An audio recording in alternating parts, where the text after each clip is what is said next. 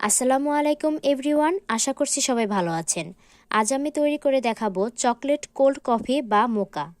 এই প্রচণ্ড গরমে কোল্ড কফি খেতে কে না পছন্দ করে। কোল্ড কফি পছন্দ করে না এমন পার্সন খুঁজে পাওয়া যাবে না।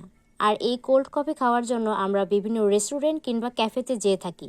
খুব অল্প কিছু উপকরণ দিয়ে ঘরেই আপনি তৈরি করে নিতে পারেন এই কোল্ড কফিটি। তো চলুন শুরু করা যাক। প্রথমেই আমি 4 কাপ পরিমাণ দুধ নিয়ে এটাকে জাল করে 3 কাপ করে নেব। দুধটা ঠান্ডা হয়ে গেলে একটা বক্সে করে 8 ঘন্টার জন্য ফ্রিজে রেখে দেব। 8 ঘন্টা পর দুধটাকে ফ্রিজ থেকে নামিয়ে নিয়েছি।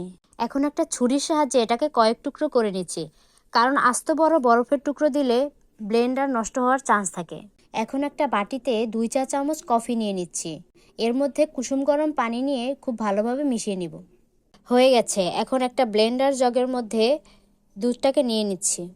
এর মধ্যে দিয়ে দেব গুলিয়ে রাখা কফি। এখন এর মধ্যে দিয়ে দিচ্ছি 1/4 কাপ চিনি। এর মধ্যে দিয়ে দিচ্ছি 1 চা চামচ চকলেট সিরাপ। এই চকলেট সিরাপটা আপনারা বাসায় তৈরি করে নিতে পারেন। এই চকলেট সিরাপটি তৈরির একটি রেসিপি আমার চ্যানেলে দেওয়া আছে, চাইলে দেখে নিতে পারেন। দিয়ে দিচ্ছি 1/4 কাপ গুঁড়া দুধ। এখন সবকিছু খুব ভালোভাবে ব্লেন্ড করে নিব। সব উপকরণ হাতের কাছে থাকলে এই কোল্ড কফিটা তৈরি করে নিতে খুব বেশি সময় লাগে না।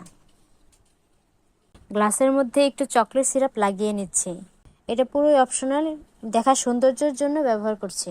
এখন এর মধ্যে কফিটাকে ঢেলে নেব। তৈরি হয়ে গেল ঠান্ডা ঠান্ডা কোল্ড কফি।